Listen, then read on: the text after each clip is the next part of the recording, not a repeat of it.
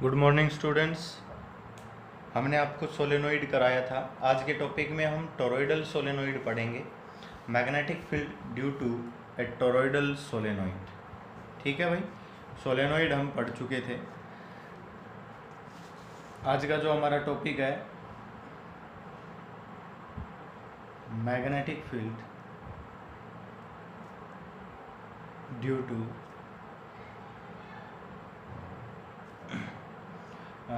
Toroidal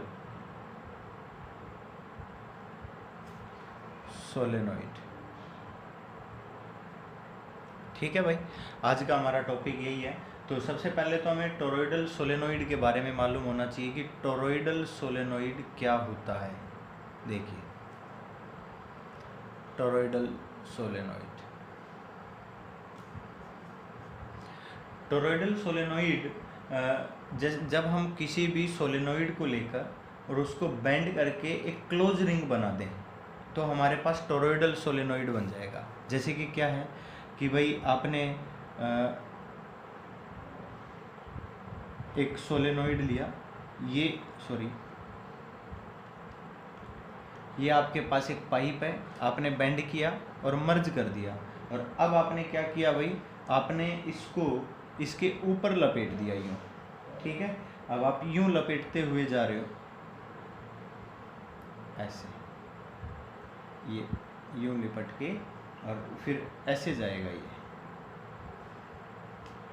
इस तरह यूँ कर्व शेप में ऐसे यूँ बेंड हो जाएगा। ठीक है,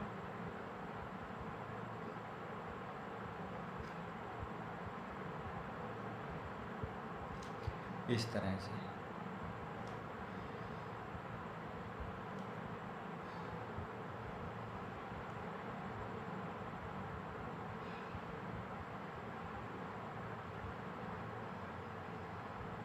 यू समझ आ गया होगा। तो इसका मतलब ये है कि आपके पास एक सोलेनोइड था जिस पर आपने यूं लपेटा हुआ था, उसको बेंड किया और एक रिंग बना दी, तो हमारे पास क्या बन गया, टोरॉइडल सोलेनोइड बन गया। जैसे आपने कहा कि यहाँ से हमारा आई करंट गया, यहाँ से वापस आ गया आई करंट, ये यूँ जाकर और फिर यूँ घूम के यहाँ गया। ठीक है, समझ गए होंगे। ये ऐसे घूम रही है भाई, अगर आप डॉट डॉट लगाना चाहो तो यूँ लगा सकते हो। ठीक है भाई, ऐसे पॉइंट क्लियर हो गया होगा। ये इस तरह से ऐसे है भाई। ठीक है भाई, ये टोरॉइडल सोलेनोइड है। अब मैं इसकी डेफिनेशन अगर लिखना चाहो तो लिख सकते हो भाई। A solenoid bent into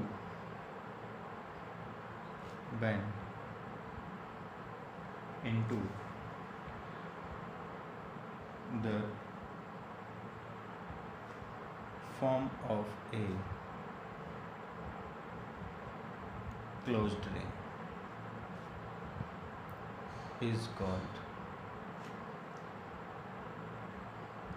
toroidal solenoid. पर अब हम जो पढ़ रहे हैं इसमें ये तो हमने केवल डेफिनेशन बताई है। आपसे कोई पूछे कि इसका मैग्नेटिक फील्ड बताइए क्या होगा, कि आपने क्या बताना है भाई, मैग्नेटिक फील्ड बताना है। क्या बताना है भाई, मैग्नेटिक फील्ड। तो अब मैग्नेटिक फील्ड कौन कौन से पॉइंट पर फाइंड आउट करना है, तो भाई आपके लिए तो जो क्वेश्चन है वो ये है कि भाई मान लो ये सेंटर है, आपसे कहा जाए कि यहाँ पर मैग्नेटिक फील्ड बताइए, या फिर इस सोलेनोइड के अंदर बताइए, या फिर इस सोलेनोइड के बिल्कुल बाहर पॉइंट पर। हमारे पास काफ़ी सारे पॉइंट्स होंगे जहाँ पर आपने क्या बताना है भाई, मैग्नेटिक फील्ड बताना है। तो एक बात ध्यान से देखिए कि मान लीजिए मैं इसका एक दूसरा डायग्राम बना दूँ। ठीक है, थोड़ा ध्यान से समझना है। मैंने ये कहा कि भाई ये हमने इस रिंग शेप में बेंड कर दिए।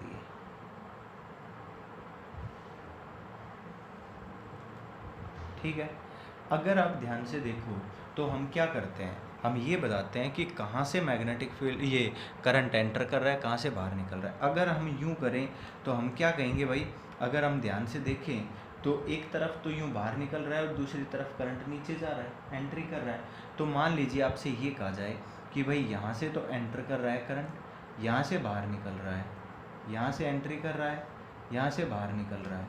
इस तरह से एक जगह से तो एंट्री कर रहा है, एक जगह से बाहर निकल रहा है। मेरी बात समझ गए होंगे, पॉइंट क्लियर है। तो हमने क्या किया भाई, हमने यूँ डॉट डॉट लगाकर करंट की डायरेक्शन दिखा दी, ना कि मैग्नेटिक फील्ड की। मेरी बात समझ गए होंगे। हमने यहाँ पर यूँ करंट की डायरेक्शन और मैग्नेटिक फील्ड की डायरेक्शन शो कर दी भाई। ठीक है भाई। अब ध्यान से देखिए, जैसे कि यहाँ से करंट यूँ तो एंटर करके गया और यूँ बाहर निकल गया पेपर के अंदर, ऐसे यूँ इसको ऐसे घुमा रखा है भाई। ठीक है।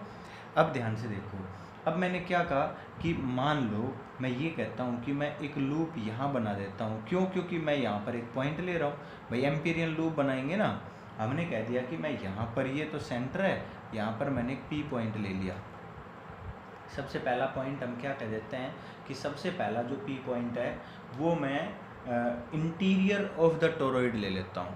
कहाँ ले लेता हूँ? Interior of the toroid. तो सबसे पहला पॉइंट,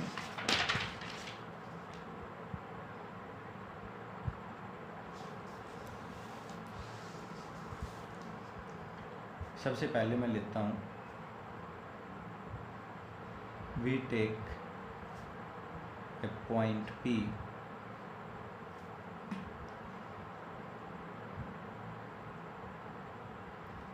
इंटीरियर ऑफ टोरॉइड। ठीक है, जो भी आप टोरॉइड ले रहे हो वहाँ उसके अंदर ले लिया आपने। ठीक है, and we draw Amperian loop.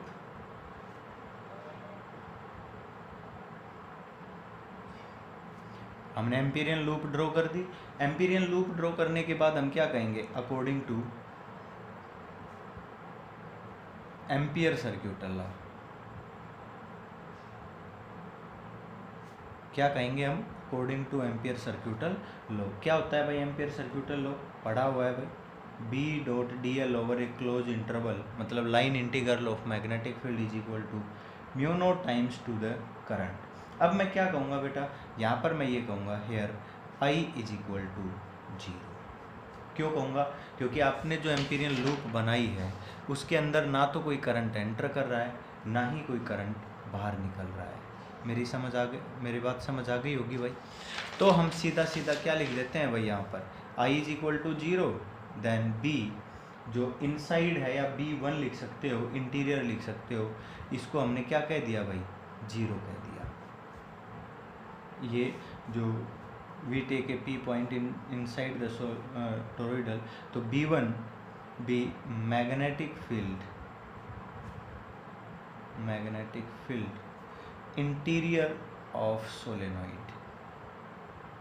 हमने इसको क्या कह दिया? Interior of toroid. ठीक है, टोरॉइड के इंटीरियर में हमने B1 माना हुआ है। सेकंड पॉइंट में मैं आपको ये कह देता हूँ कि अब की बार इंटीरियर नहीं है, इनसाइड द टोरॉइड है। अब की बार मैं इस पॉइंट को Q पॉइंट ले लेता हूँ। क्या ले लेता हूँ? Q point.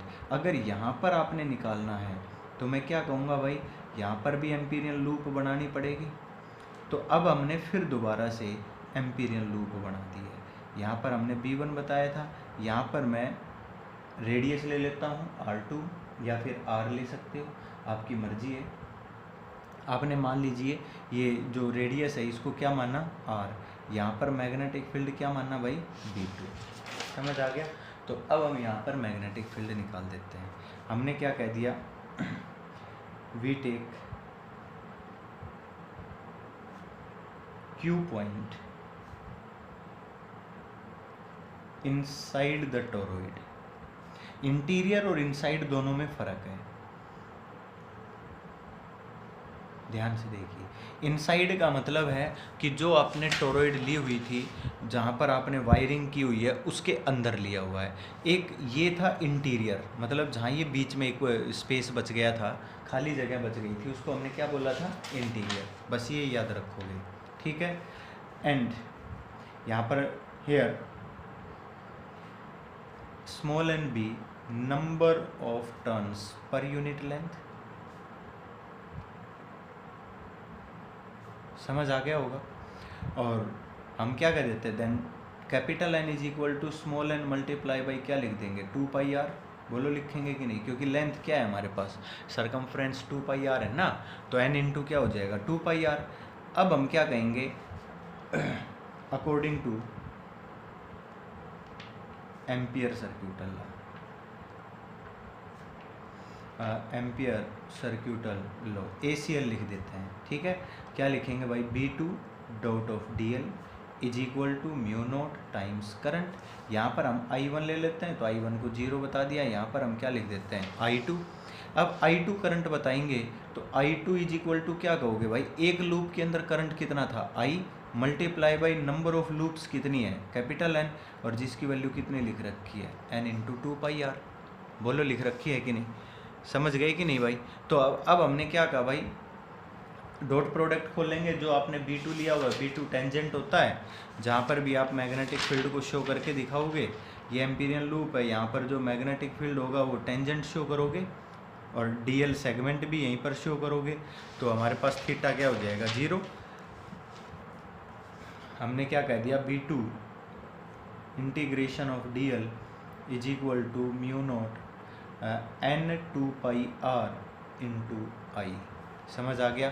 अब हम क्या करेंगे भाई, हम इंटीग्रेशन ऑफ DL की वैल्यू तो जानते हैं, क्या 2 पाई आर है, ये वैल्यू यहाँ पुट करेंगे तो B2 इज इक्वल टू क्या आ जाएगा भाई, N mu naught into I।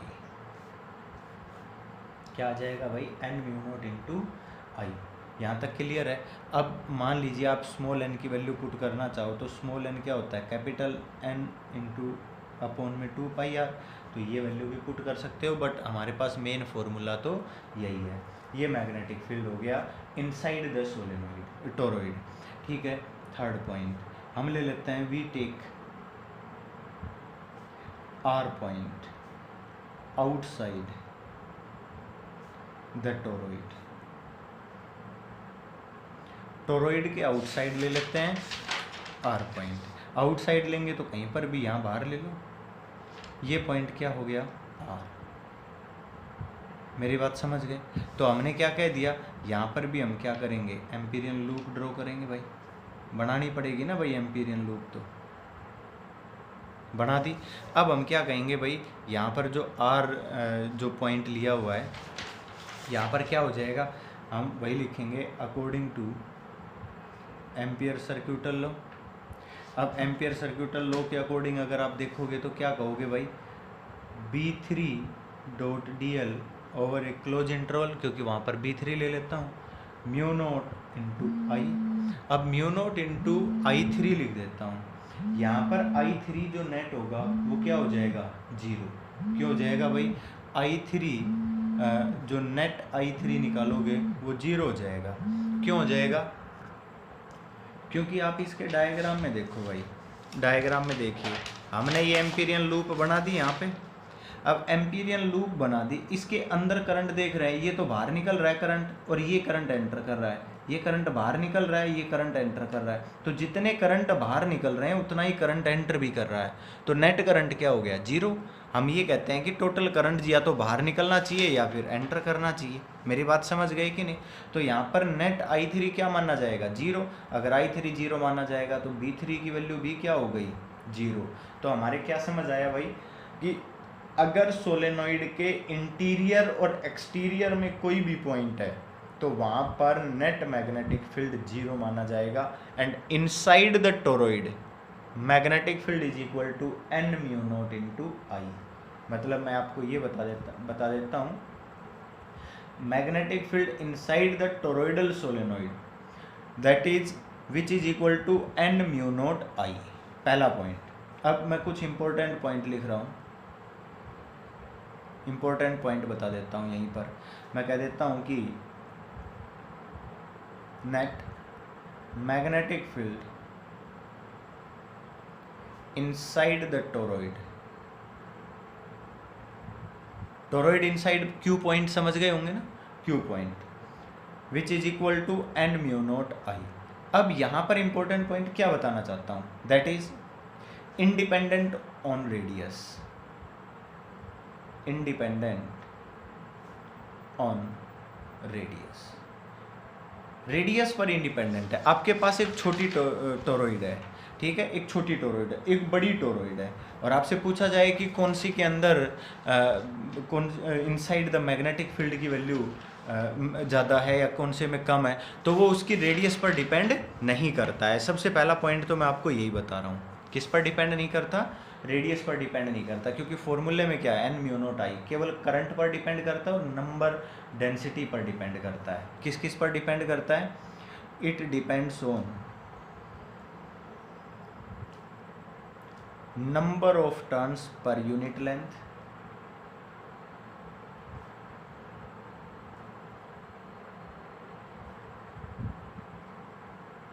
पहला पॉइंट।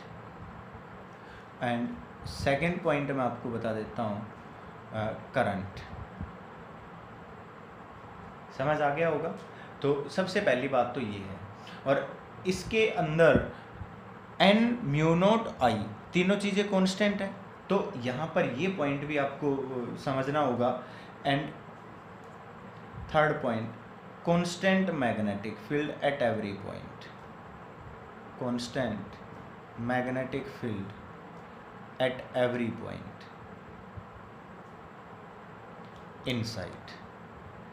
इनसाइड हर पॉइंट पर मैग्नेटिक फील्ड क्या होगा, कांस्टेंट होगा। ये तो था आपका पहला पॉइंट। अब सेकंड पॉइंट की बात करते हैं।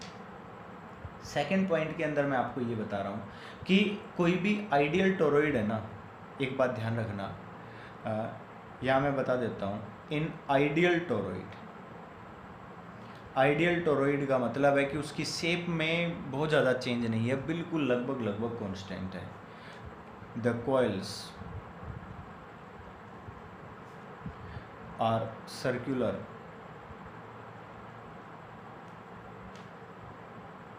and magnetic field is zero external to the toroid।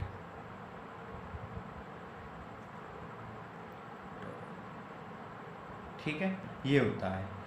And in real toroid, किसकी बात कर रहा हूँ अब की बार में, रियल टोरॉइड की बात कर रहा हूँ। रियल टोरॉइड में शेप थोड़ी सी बदल जाती है। And in real toroid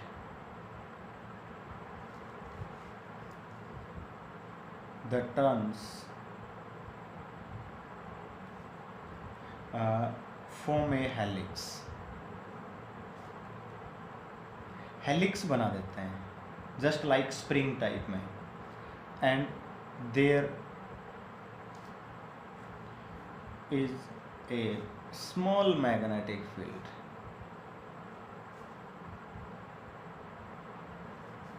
external to toroid, बस ये ध्यान रखना है।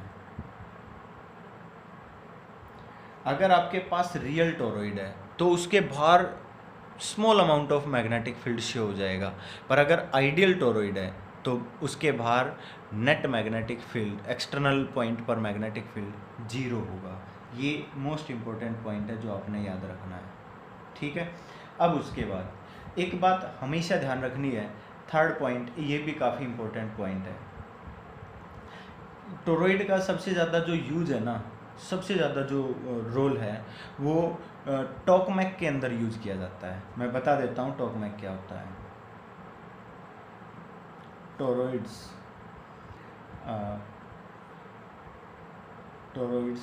Play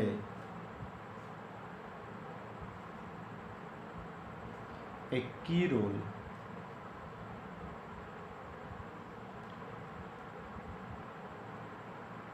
in the टॉकमैक। टॉकमैक क्या होता है बता देता हूँ, which acts as a magnetic container. समझ गए होंगे मैग्नेटिक कंटेनर, आपको पता है वो रिंग बन गई। अब वो क्या है, उसके अंदर अंदर मैग्नेटिक फील्ड है, मैग्नेटिक लाइंस हैं, तो वो क्या बन गया, एक मैग्नेटिक कंटेनर बन गया। जैसे कि मान लीजिए हम उसमें डायरेक्शन बनाकर दिखा देंगे, for the fusion of plasma, for the fusion of plasma means thermo nuclear power reactor, समझ गए होंगे। थर्मोन्यूक्लियर पावर रिएक्टर के अंदर फ्यूजन ऑफ प्लाज्मा के लिए भी हम इस मैग्नेटिक कंटेनर का यूज करते हैं। अब देखिए मैग्नेटिक लाइंस की बात करते हैं तो केवल और केवल इसके अंदर है मैग्नेटिक लाइंस, तो करंट की डायरेक्शन के अकॉर्डिंग देखेंगे तो ये मैग्नेटिक फील्ड लाइंस इसके अंदर ऐसे रहेंगी, मेरी बात समझ गए। और काफ़ी सारी मैग्नेटिक लाइंस रहेंगी और कांस्टेंट रहेंगी, मेरी बात समझ आ गई होगी। तो ये था हमारा टॉपिक टोरॉइड। अब इसके बाद हम कुछ न्यूमेरिकल्स कर लेते हैं, कुछ एनसीईआरटी के न्यूमेरिकल्स कर लेते हैं सोलेनोइड और टोरॉइड पर, और एक दो एनसीईआरटी के क्वेश्चन कर लेते हैं। तो मैं एक दो क्वेश्चन लिख देता हूँ, उसके बाद पढ़ेंगे। देखिए भाई, हमने एक एनसीईआरटी न्यूमेरिकल लिखा है। A solenoid of length 0.5 metre has a radius of 1 centimetre, means length of solenoid 0.5 metre, R is equal to 1 centimeter, means 0.01 meter, clear, and is made up of 500 tons. Total number of turns दिए हुए हैं, कितने हैं भाई? 500. It carries a current of 5 ampere. भाई current कितना दिया हुआ है? I is equal to 5 ampere. अब ध्यान से देखना है, क्या पूछा गया? What is the magnitude of magnetic field? B is equal to, अब हम क्या करते हैं बेटा, बिना सोचे समझे कोई भी फॉर्मूला लगा देते हैं। हम ये कहते हैं कि भाई n म्यू नॉट I लगाना है। क्या लगाना है भाई? क्योंकि हमने पढ़ा यही है।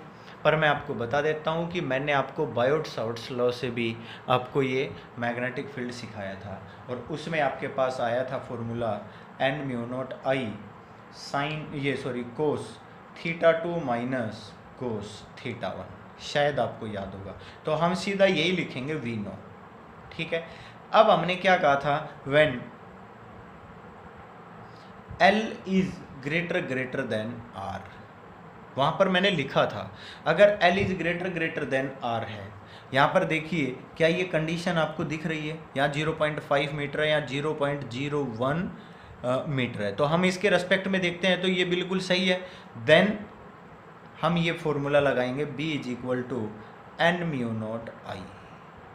समझ आ गया?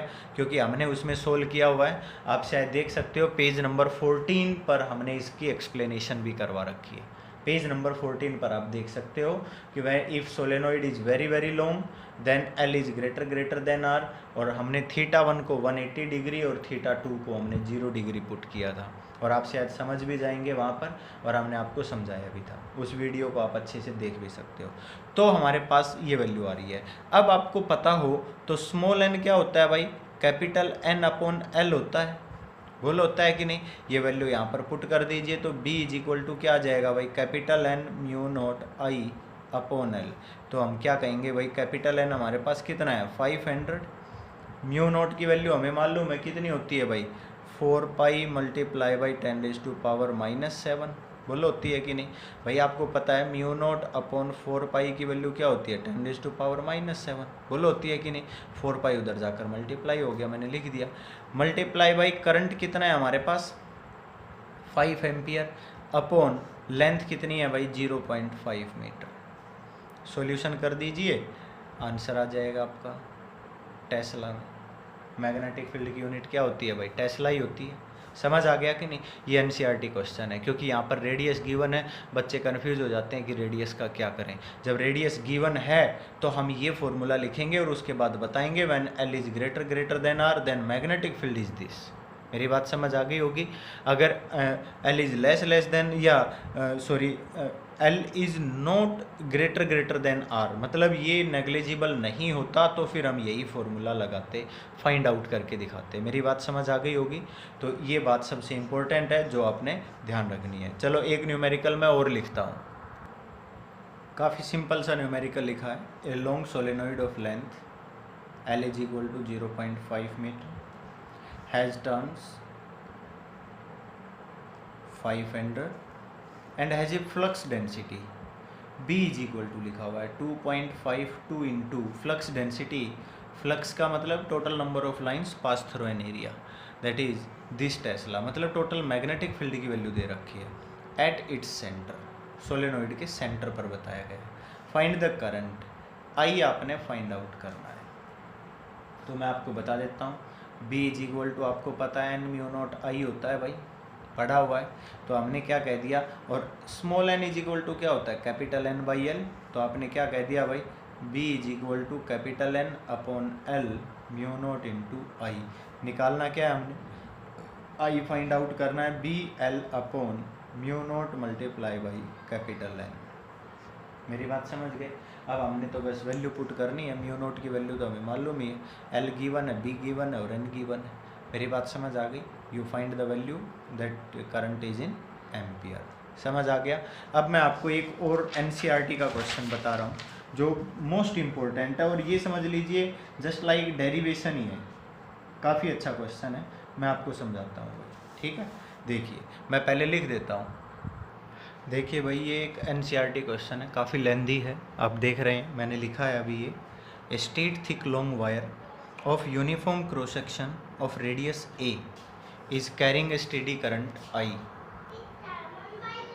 देखिए इसमें सबसे पहले क्या कह रहा है भाई ये, कि हमारे पास एक लॉन्ग स्ट्रेट वायर है जिसका यूनिफॉर्म क्रॉस सेक्शन है और उसकी रेडियस ए बताई गई है, और उसमें कांस्टेंट करंट आई पास हो रहा है। डायग्राम में देख रहे हो तो इन्होंने दिखा भी रखा है, ये ए रेडियस है और ये इसके अंदर आई करंट है। ये कहता है use ampere circuital law ACL to obtain a relation showing the variation of magnetic field inside and outside the wire at a distance r। देखिए मैंने 2 एम्पीरियन लूप बनाकर दिखा भी दी है। शायद इस कंडक्टर के बाहर देखें तो ये लूप है, इस कंडक्टर के अंदर देखें तो ये लूप है। समझ आ गया होगा। एक लूप 1 एंड एक लूप 2, लूप 1 और लूप 2 इनका नाम दिया गया है। आगे कहता है कि r which is less than or equal to a and r is greater than a, मतलब first inside, second surface and third outside the field point from the centre of its cross section. Clear. आगे कहता है plot the graph, graph भी आपने बनाना है। और उसके बाद ये कॉन्सेप्चुअल क्वेश्चन कह रहा है, ये तो हम पहले इसका डेरिवेशन पूरा कर लेते हैं, उसके बाद हम आपको समझा देंगे भाई, ठीक है। सबसे पहली बात, अगर हम देखें यहाँ पर, अगर हम ये कहें कि according to ampere circuital law, first point कहाँ पर लिया जाए। आप आउटसाइड लेना चाहते हो तो आउटसाइड ले लो, आप इनसाइड लेना चाहते हो तो इनसाइड ले लो। फर्स्ट आपने कहाँ ले लिया, आउटसाइड, मतलब first point is taken outside the conductor. कहाँ पर ले लिया भाई आपने, outside the conductor, that is R is greater than a. किसके लिए ले लिया बेटा, R is greater than a, and we draw Amperian loop. समझ आ गया। एम्पीरियन लूप हमने बना दी। अब एम्पीरियन लूप 2 मैं यहाँ पर शो भी करके दिखा देता हूँ। जो 2 सेकंड वाली बनाई गई है वो हमारे पास एम्पीरियन लूप हमने आउटसाइड बनाई है। तो हम क्या कहेंगे भाई, यहाँ पर अगर यहाँ पर आप देखो तो इंटीग्रेशन ऑफ अगर आप DL करोगे तो क्या आ जाएगा बेटा, 2 पाई r आएगा। बोलो आएगा कि नहीं।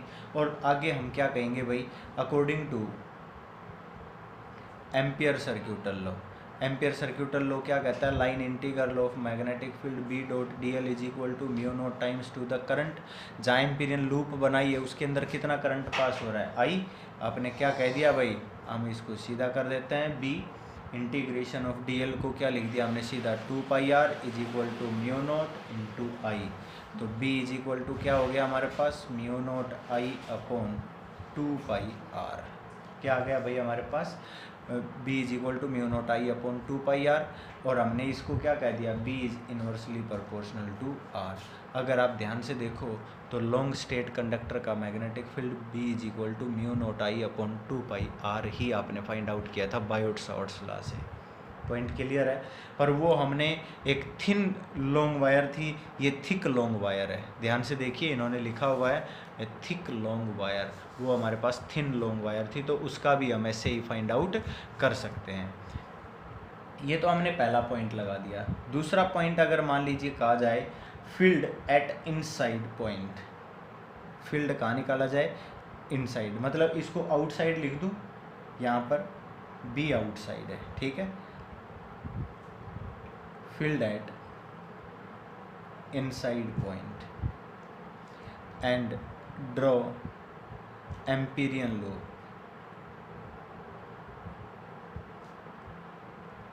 समझ आ गया? हमने क्या ड्रॉ कर दिया भाई, एम्पीरियन लूप ड्रॉ कर दी है। पॉइंट क्लियर है? अब एम्पीरियन लूप ड्रॉ कर दी तो एम्पीयर सर्क्यूटल लॉ तो लगाना ही पड़ेगा।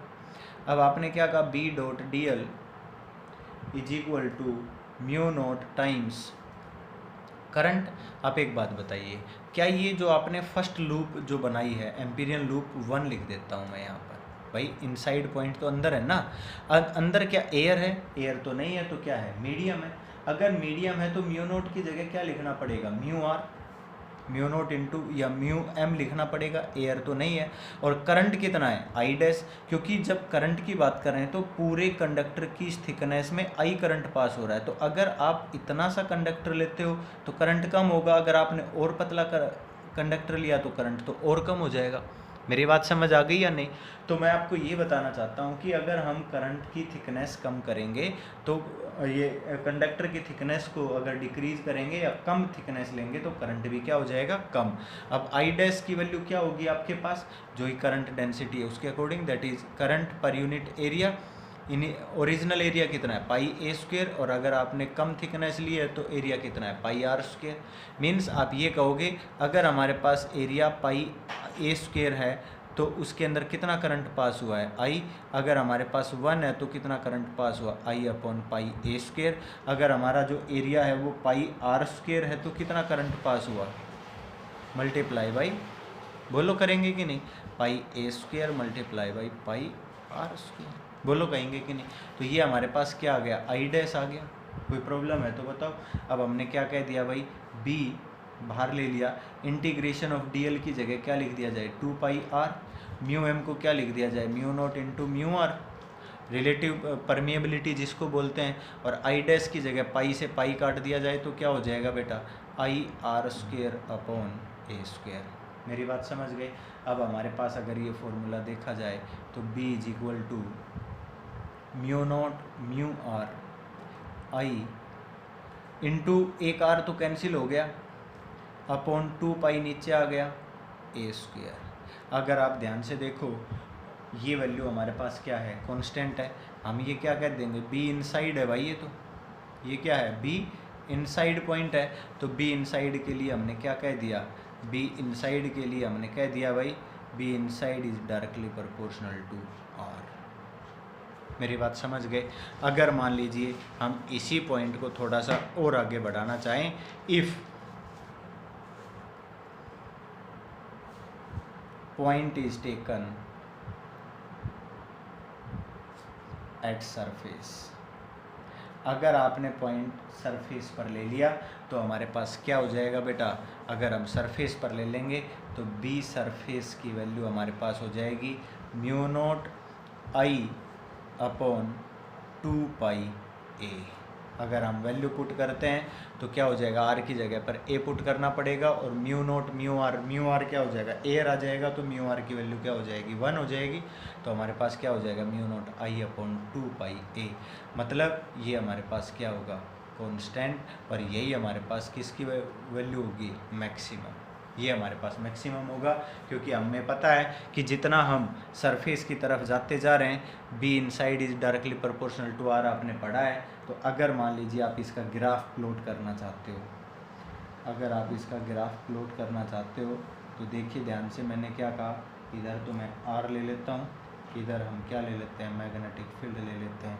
हमने क्या कहा भाई, मैं ये कहता हूँ कि बी इनसाइड के लिए हम क्या कहेंगे, directly proportional to R, B inside is directly proportional to R.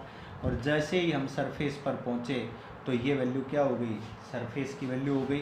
और फिर हम आउटसाइड के लिए हाइपरबोलिक ग्राफ बनाएंगे, क्योंकि हमें पता है B outside is inversely proportional to R. ये डायरेक्टली प्रोपोर्शनल था, ये इन्वर्सली प्रोपोर्शनल है।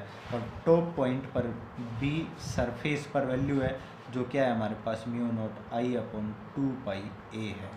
मेरी बात समझ गए? और ये हमारे पास क्या है बेटा, मैक्सिमम वैल्यू है। ये क्या है भाई? B maximum. तो आपसे यहाँ पर शायद इसी क्वेश्चन में मैक्सिमम वैल्यू भी पूछी गई थी, तो ये हमने बता दिया। यहाँ पर हम क्या कर देंगे? B maximum is equal to mu naught I upon 2 pi A. ये पॉइंट क्लियर है? अब ध्यान से देखिए क्वेश्चन को देखिए। हमने भाई इनसाइड पॉइंट निकाल दिया, आउटसाइड निकाल दिया, सरफेस निकाल दिया, ग्राफ प्लॉट कर दिया। आगे कहता है calculate the ratio of magnetic field at A point a/2 above the surface of wire. Above मतलब इससे बाहर a/2 डिस्टेंस पर, and A point a/2 below the surface मतलब इसके अंदर a/2। मतलब सीधी सी बात है कि अगर हम इनसाइड पॉइंट देखिए, अगर हम आउटसाइड लेते हैं, आपसे ये कह दिया जाता है when r is equal to, बेटा सेंटर से डिस्टेंस बताई जाती है तो क्या हो जाएगा? सरफेस से a/2 बाहर कितना हो जाएगा? a प्लस a/2 कितना आ जाएगा? 3a/2। समझ आ गया? हम क्या लिखेंगे? When r is equal to, that is outside. अब आउटसाइड के लिए फॉर्मूला क्या लिखा हुआ है भाई आपने? आउटसाइड के लिए तो आपने सीधा सीधा फॉर्मूला लिखा हुआ है mu naught I upon 2 pi R. बोलो लिखा हुआ है कि नहीं? B outside mu naught I upon 2 pi R. R कितना है हमारे पास? 3a/2। बोलो है कि नहीं? तो हमने क्या कह दिया भाई? Mu naught I upon 3 pi A. क्या हो गया हमारे पास? Mu naught I upon 3 pi A आ गया। अब हम क्या कहेंगे? When r is equal to a minus a/2 मतलब a/2 के अंदर बताना है, तो ये क्या आ गया? a/2 और ये पॉइंट कहाँ पर है? इनसाइड। अब इनसाइड के लिए हमारे पास फॉर्मूला क्या था भाई? B inside is equal to mu naught mu R I r upon 2 pi a²। यही था कि नहीं था भाई? तो हमने क्या कह दिया भाई? r की जगह पर a/2 पुट किया तो हमारे पास क्या हो गया? म्यू नॉट म्यू आर आई अपॉन क्या जाएगा भाई? 4 पाई ए। अब हमने क्या कर दिया? इनका रेशियो निकालना है तो क्या कह दिया भाई? B outside upon B inside is equal to क्या हो जाएगा भाई? Mu naught I upon pi A तो कैंसिल हो जाएगा, तो हमारे हिसाब से क्या जाना चाहिए भाई? 4/3। क्या जाना चाहिए भाई? 4/3।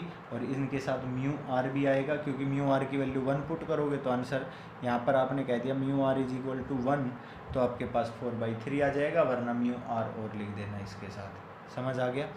तो ये हमने आपसे एक एनसीईआरटी का न्यूमेरिकल भी करा दिया। आप कोशिश करना, इसकी प्रैक्टिस करना, उसके बाद इसके कुछ न्यूमेरिकल्स करके देखिए। और अगली क्लास में हम नया टॉपिक शुरू करेंगे, force on a moving charge in a magnetic field. Thank you.